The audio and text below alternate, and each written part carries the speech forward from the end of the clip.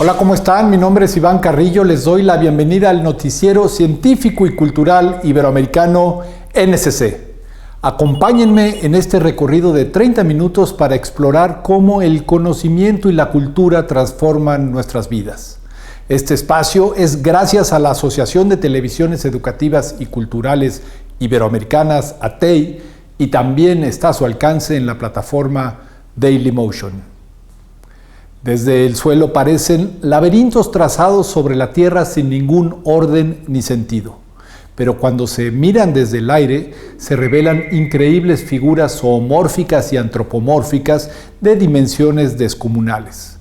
Me refiero a los geoglifos de Nazca, uno de los más grandes tesoros arqueológicos heredado por esta cultura que se desarrolló en el territorio ocupado por el actual Perú. Un nuevo hallazgo se suma a esta increíble galería. Un nuevo hallazgo queda al descubierto en la Pampa de Nazca, famoso por los geoglifos que forman parte del listado de Patrimonio Mundial de la UNESCO desde 1994.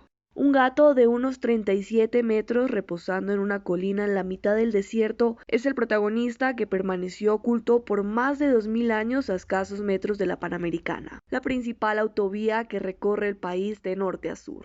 El hallazgo se produjo por pura casualidad en un reordenamiento de las vías de acceso que permite a los visitantes contemplar desde la tierra las gigantescas figuras. Así lo cuenta el arqueólogo Johnny Isla, responsable del sistema de gestión del Parque Arqueológico Nazca-Palpa. Nos percatamos nosotros, que somos arqueólogos, también con el equipo técnico que trabaja con nosotros, de que en esa colina, en la ladera donde estábamos trabajando, habían unos trazos que no eran de ninguna manera naturales. Hay mucha erosión, la ladera tiene una pendiente bastante pronunciada en algunas partes, pero sin embargo había unas líneas que definitivamente no eran naturales. Todo parece indicar que el animal pertenece a la cultura Paracas, que antecedió varios siglos a la cultura Nazca que creó los geoglifos por los que esta región es conocida. Además, según las interpretaciones de expertos, se dice que mientras las figuras de la cultura Nazca están hechas por hombres para los dioses, las de los Paracas son de hombres para los hombres. Desde los años 60, los científicos han planteado la hipótesis de la existencia de agua en la Luna, pero recientemente la NASA confirmó la detección de moléculas del vital líquido en su superficie, lo que abre la posibilidad de utilizarla como insumo para una eventual colonización de nuestro satélite. La Luna contiene agua helada y en su superficie hay numerosos cráteres a los que nunca llega la luz solar y en donde podría estar atrapada de forma estable, lo que puede tener implicaciones para futuras misiones humanas.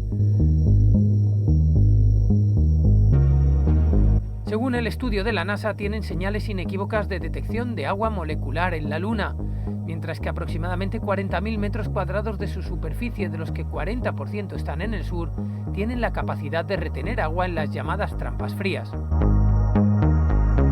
Hace 2 años ya se habían detectado signos de hidratación en la superficie lunar, particularmente alrededor del Polo Sur, que posiblemente correspondían a la presencia de agua, pero el método empleado no podía diferenciar si se trataba de agua molecular o de hidroxiles. Este nuevo estudio ha utilizado datos del Observatorio Estratosférico de Astronomía Infrarroja SOFIA de la NASA, un avión Boeing 747 SP modificado para transportar un telescopio reflector. Los datos fueron tomados del cráter Clavius cerca del Polo Sur observados por SOFIA, y en ellos se ve agua atrapada dentro de unos granos de polvo o de cristales que vibran con la luz del sol y la vuelven a emitir a una longitud de onda de 6 micras. A pesar del descubrimiento, aún no se sabe en qué medida está disponible y si podría usarse este agua como recurso para las futuras misiones tripuladas al satélite y los planes de la NASA de establecer allí una base permanente.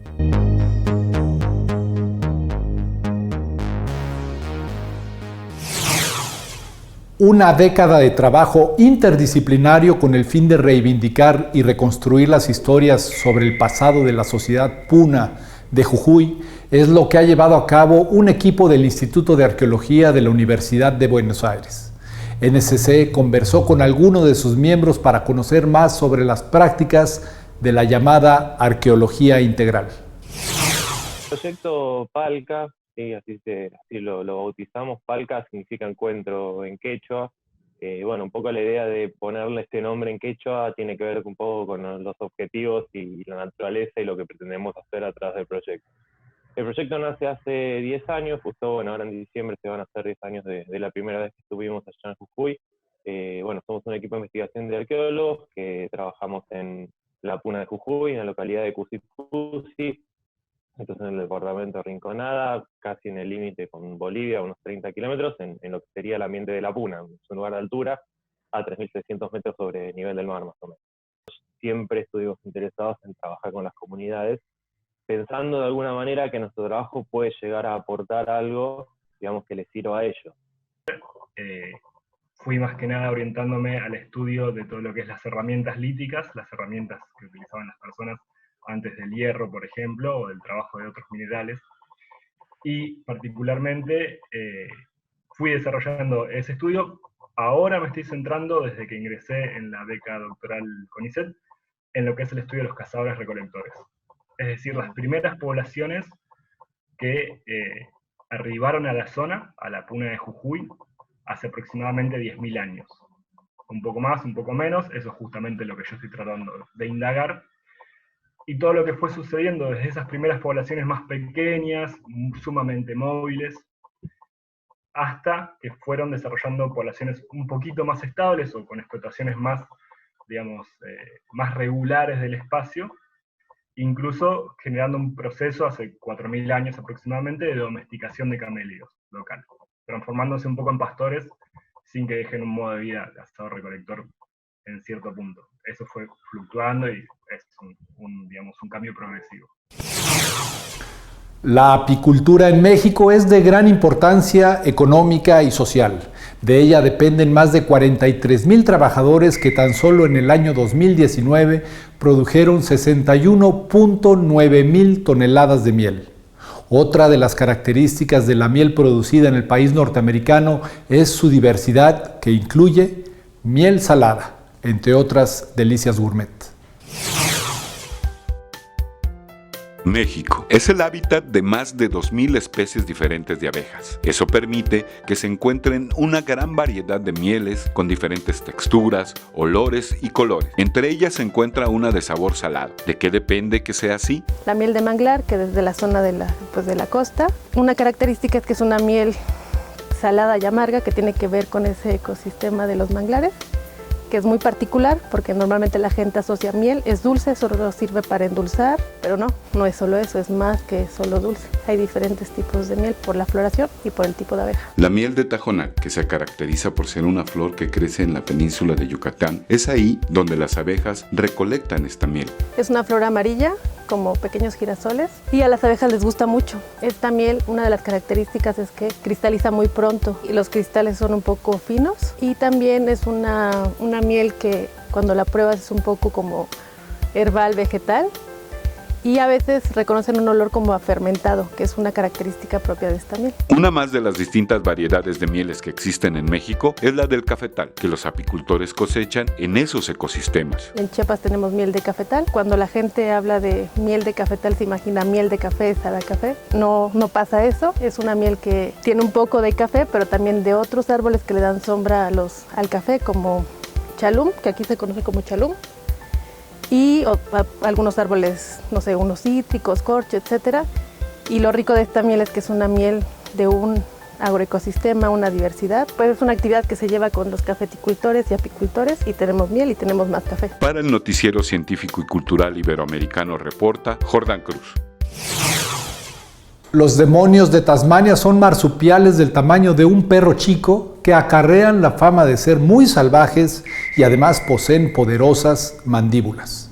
Los registros señalan que esta especie se extinguió de Australia continental hace 3,000 años, pero hoy, gracias a los esfuerzos de la ciencia, las comunidades y un héroe cinematográfico, las pequeñas fieras están de regreso. Un grupo ecologista liberó más de 25 demonios de Tasmania en Australia continental a través de un proyecto que busca reintroducir este animal en una zona en la que habitó hace 3,000 años. La ONG OceARK pretende salvar este emblemático animal que en la actualidad habita en la isla de Tasmania y restablecer el ecosistema amenazado por especies invasoras. El actor australiano Chris Hemsworth, que encarna el personaje de Thor en la saga de películas de Marvel, y su esposa, la actriz española Elsa Pataky, ayudaron a liberar 11 ejemplares en el santuario Barrington Tops, a unos 300 kilómetros al norte de Sydney, que se suman a 15 especímenes devueltos antes. El proyecto pretende también restaurar el ecosistema australiano que fue alterado tras la llegada de los colonos británicos a finales del siglo XVIII y liberarlo de depredadores salvajes introducidos como gatos o zorros. Los investigadores, que ya han criado 400 ejemplares de demonios de Tasmania en cautividad, controlarán los movimientos de estos marsupiales con el fin de seguir los progresos que hacen en la adaptación a su nueva vida salvaje. Los demonios de Tasmania desaparecieron del territorio continental de Australia hace 3000 años, en mayor parte al ser presa de los dingos, una especie invasora descendiente del lobo asiático. Desde 1994, el Centro Multimedia del Centro Nacional de las Artes de México impulsa el uso de las nuevas tecnologías para la creación artística. Este espacio de renombre busca crear sinergias entre el desarrollo tecnológico y la sensibilidad artística con el fin de proporcionar una reflexión y motivar la creación de arte electrónico.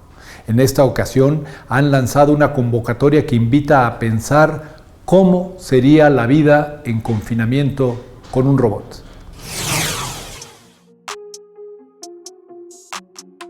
¿Cómo pasaría el confinamiento si tuviera un robot en casa? ¿Qué ocurriría con la familia, los amigos, las tareas o las actividades cotidianas? Esta es una pregunta que plantea el Centro Multimedia del Centro Nacional de las Artes a niños de 4 a 12 años y a padres de familia como parte de su convocatoria Tengo un robot en casa, que invita a realizar un ejercicio de imaginación y plasmarlo en un magazine. Pueden ser dibujos o textos en los que nos cuenten cómo pasarían este encierro con un robot en casa y que luego lo puedan subir con ayuda de sus papás a nuestra página. Tenemos ahí una galería donde vamos a empezar a coleccionar lo que los chicos nos manden y los compartiremos de poquito en las redes sociales, y es nuestra intención en un futuro, cuando podamos encontrarnos, hacer una expo para conversar todos juntos sobre nuestros robots y también cómo fue este periodo guardados. Además de esta convocatoria, el Centro Multimedia del CENAR tiene una serie de actividades gratuitas para el público que abordan distintas variantes del arte y la tecnología, como un ciclo de cine transmedia, el ciclo de conciertos EDGES, plataforma de experimentación y proyectos audiovisuales en vivo, el taller 555 Versatilidad y Practicidad Electrónica, que se impartirá del 20 al 24 de julio, el Laboratorio Interdisciplinar de Experimentación e Innovación con videojuegos y arte interactivo, y además continuarán las sesiones mensuales de laboratorio abierto sobre archivo, en el que se invita a la reflexión sobre la investigación y experimentación colectiva de la noción de archivar. Nos parece importante conversar sobre el tema de archivo. Un archivo no solo es papel, es muchas cosas, es video, es audio, son sensores justamente, fotografías. Un archivo es muy amplio y quiénes y cómo se guarda esta memoria, nos parece interesante conversarlo. ¿Y qué pasa con el cine transmedia, con nuevas propuestas que justo incluyen la tecnología y que no siempre las vemos en los circuitos de promoción cinematográfica? Quiero comentar desde ahora que todas nuestras actividades son gratuitas. Algunas necesitan un registro previo, pero bueno, nos importa que puedan acompañarnos, que puedan aprender, que puedan disfrutar de distintas propuestas y ofertas que tenemos. Este programa de actividades forma parte de la plataforma Contigo en la Distancia y puede seguirse a través de la página oficial de Facebook del Centro Multimedia. Noticias 22, Karen Rivera.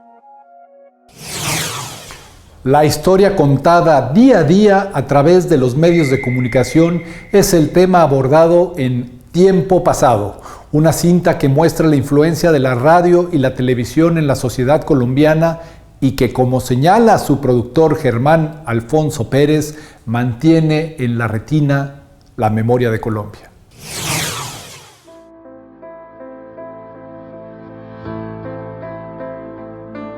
Todo Tiempo Pasado es una serie documental, realmente es docuficción, que busca mostrar la importancia de la radio y la televisión en la historia de Colombia en 3 puntos que son la cultura, el deporte y la política. ¡Extra! El día de hoy, 22 de noviembre, ha sido asesinado el mandatario demócrata John F. Kennedy en uno de sus desfiles para las elecciones presidenciales. ¿Escucharon el perifoneador? Hola, ¿no? En esta ocasión hemos logrado combinar varios formatos de duración y de géneros, como el caso del documental, como el caso de la ficción, como el caso también del formato periodístico, para lograr ofrecerle a la audiencia un contenido hasta cierto punto novedoso y que permite mantener en la retina lo que ha sido la memoria, en este caso, de un país como Colombia. Bien, pues entonces desde la dirección de fotografía, nuestra misión era recrear distintas épocas, ¿no?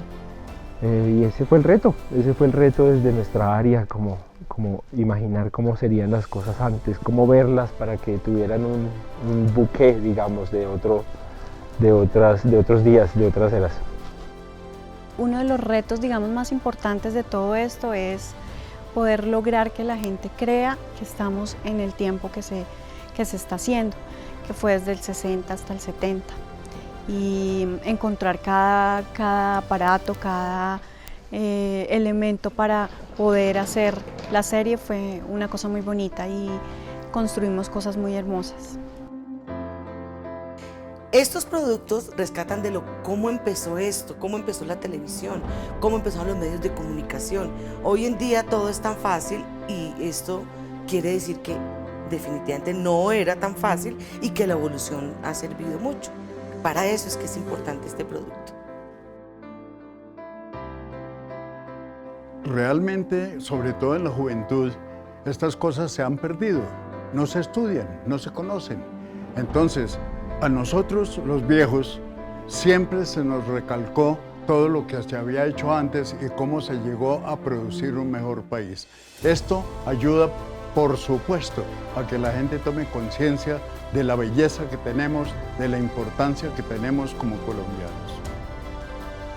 No, esperamos que estén muy pendientes de Todo Tiempo Pasado y de otra serie de propuestas y de proyectos que seguiremos trabajando en esta misma línea de cara al presente, al futuro y desde luego que manteniendo el pasado muy vigente. Un diálogo poco usual pero muy revelador es el que se establece en el claustro de Bramante en Roma entre las obras de Banksy, el grafitero anónimo y el gran renacentista Rafael. La exposición titulada Banksy, una protesta visual, estará hasta el 11 de abril del 2021.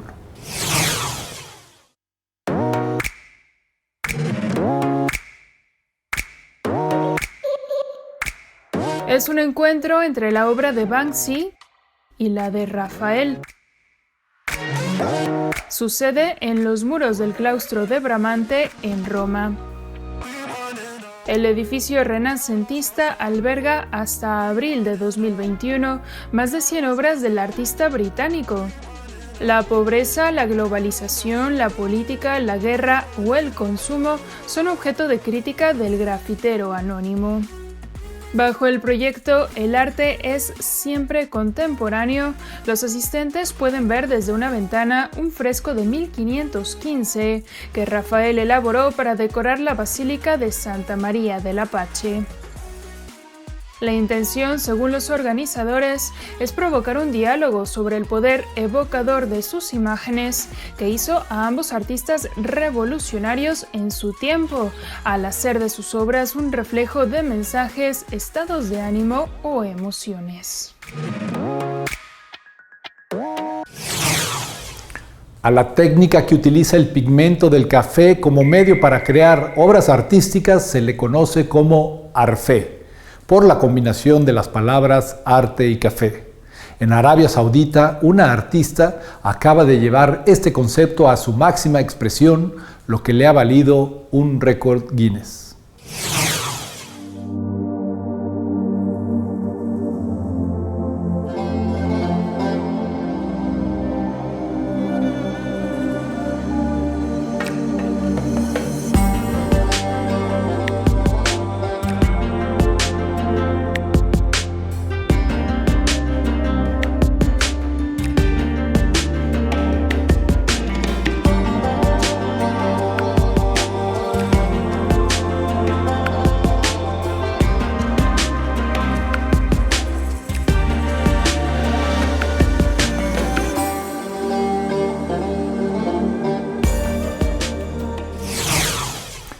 El joven Henri Matisse fue el eje en torno al cual se aglutinaron artistas plásticos a principios del siglo XX para establecer conceptos provocativos con el uso del color que rompían definitivamente con los principios académicos. Estas características hicieron que en 1905 un crítico de arte los llamara faubés, es decir, salvajes, con lo que su movimiento quedó bautizado como el faubismo. Hoy, a 150 años del nacimiento de Matisse, se rescata este espíritu.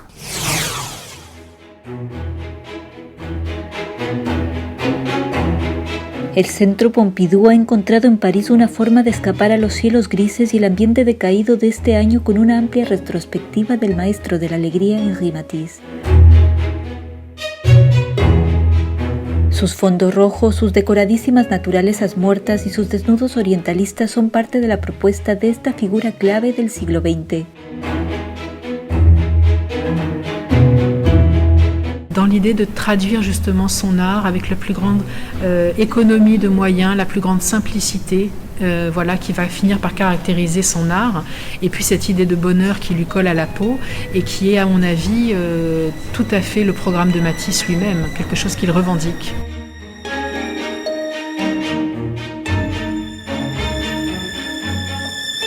La muestra, denominada Matisse como una novela, está narrada desde una perspectiva literaria en homenaje a un libro ilustrado que el poeta francés Louis Aragon le dedicó en 1971, pero también busca unirse a los festejos por el 150 aniversario del nacimiento del pintor.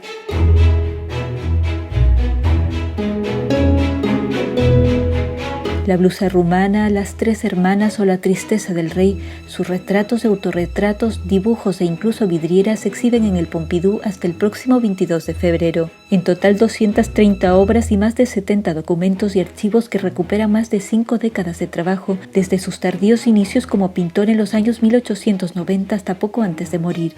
Generalmente muchos de los lienzos y documentos permanecen ocultos en los archivos del Pompidou por su extrema fragilidad. Es por tanto una exhibición única para los admiradores de Matisse. Cada sala de la muestra descubre una fase del artista desde la pluma de críticos y escritores como Georges Dutuit, Dominique Fourcade, Clement Greenberg o el propio pintor que era capaz de explicar su obra como nadie.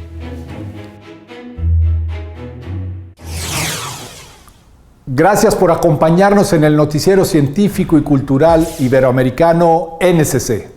Agradecemos a los socios de ATEI que a través de sus plataformas hacen posible este noticiero, al igual que a las agencias informativas AFP, EFE, Notimex, Xinhua, Euronews y Deutsche Welle.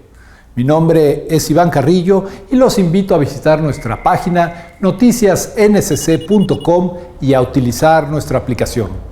La próxima semana más información científica y cultural.